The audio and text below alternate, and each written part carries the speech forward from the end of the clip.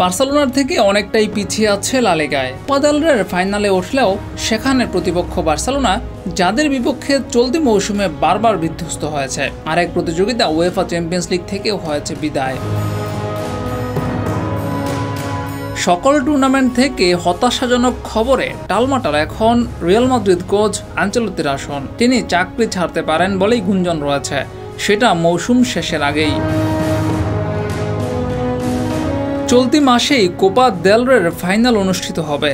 সেই ফাইনালের পরই রিয়াল মাদ্রিদের কোচের পদ থেকে সরে দাঁড়াতে পারেন আনচেলত্তি, এমনটাই শোনা যাচ্ছে গুঞ্জন। আনচেলত্তি চলে গেলে সেখানে আসতে পারেন জাভি আলোনসো। বর্তমানে বায়ার লেভারকুসেনের কোচের পদে থাকা জাভি আলোনসো মৌসুম শেষের আগেই হয়ে যেতে পারেন রিয়াল মাদ্রিদ বস। তবে যদি তাকে পাওয়া না যায় তাহলে হয়তো আনচেলত্তিকে মৌসুমের শেষ পর্যন্ত ধরে রাখতে চাইতে পারে রিয়াল মাদ্রিদ। ডেস্ক রিপোর্ট, যুগের চিন্তা।